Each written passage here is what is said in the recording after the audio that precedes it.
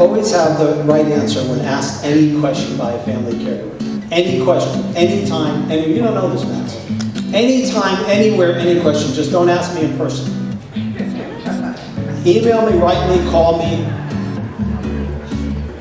It doesn't matter, because I'll ask you one question. I'll say, hey, what's your zip code?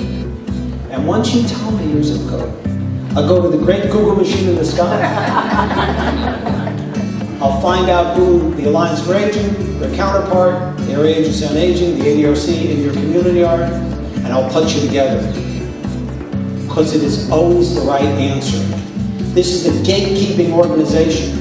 And I guarantee you, if they don't have the answer to the specific issue that you're dealing with, they'll find the answer.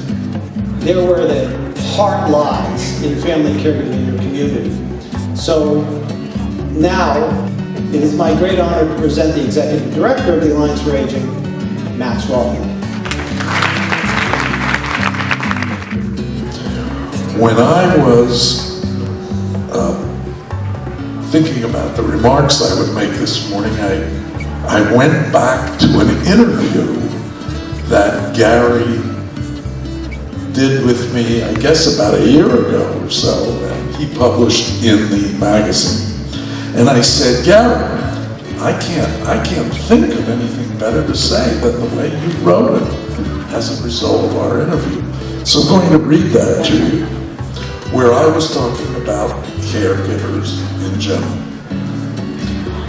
They need to be fully knowledgeable of the needs of their loved ones while remaining fully cognizant of what they need in their own lives in order to maintain their own emotional and physical well-being. They need to be knowledgeable about the system. They need to know what is available to them. They need to know how to access it. And they need to take care of themselves.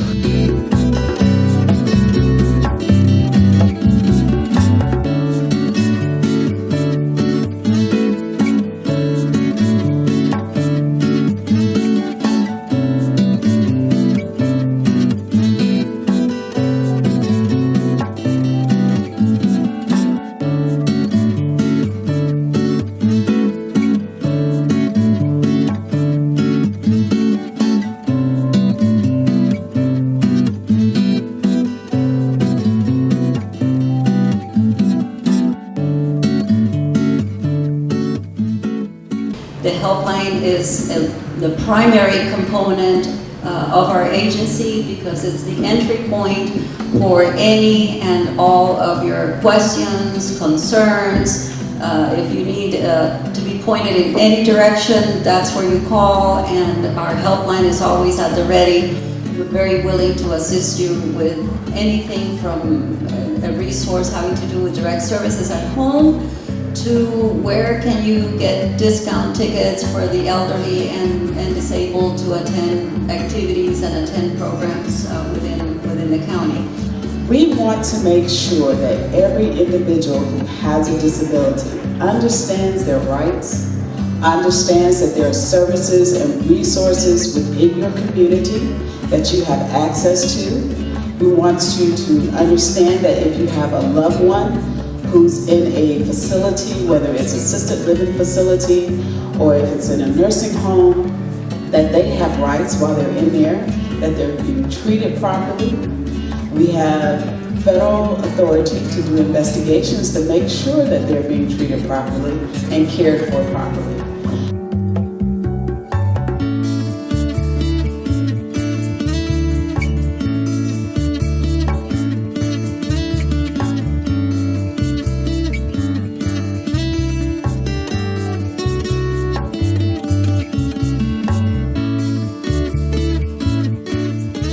In the hospital, the first thing I do with my patients is hand them a pad and a pen. Questions pop in your head at 11:30 at night, write them down. Please call the back of your insurance card anytime you have any issue. If you're in the hospital and you're not liking what's going on, call us.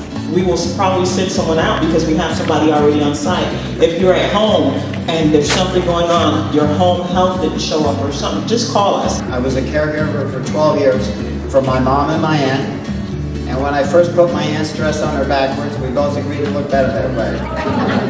Yeah, no kidding. I was amazed and she laughed a lot. When she was teaching me how to take care of her, she said, you know, you can learn a lot from an old lady. Boy, you know, you sell your cleverness and purchase humility. The reason that this phone has taken off is because it is so user-friendly and that the audiologist and hearing instrument specialist absolutely love this phone. One of the things that this phone does is it enables the person who is making the telephone call or receiving the call that has a hearing problem. It enables them to not only hear what's being said, but they can also read what's being said. And to someone that has a hearing problem, that absolutely helps them understand the conversation so much better.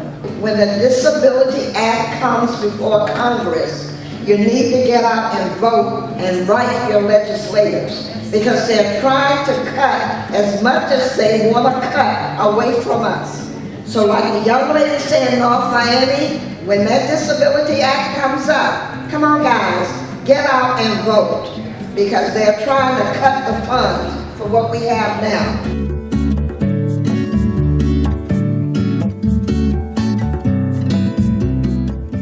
500,000 older adults in Miami-Dade County. That's more than a lot of areas in our state, right? There's more older adults in this county than any other county in the state. So we look at that and we recognize that the older you get, the more likely you are to need a caregiver. We believe that family caregivers are the linchpin of aging in place. People want to stay in their homes, they don't want to go to institutions, and the one thing that's going to make the biggest difference in that is having a caregiver. Now that might be someone who lives with you and really provides hands-on care. It might just be someone in your family who's an advocate for you that helps you get through the system, because we know it's very complex and you may have to call more than one time. So there's a whole mapping system that tells me where older adults live in the county. I can zoom in and let you know how many people are in each census tract that are over the age of 60. This helps us determine geographically where to put our efforts. Now that you're aware of the fact that there's not enough money for the services that caregivers need, I would love for you to contact your state legislature or your representative in Congress in Washington and let them know, first of all, they need to reauthorize the Older Americans Act. They haven't done this because they're reluctant to put a budget to it. But it's time, it's needed, and we can't get more money for the services that we need until they reauthorize the Older Americans Act.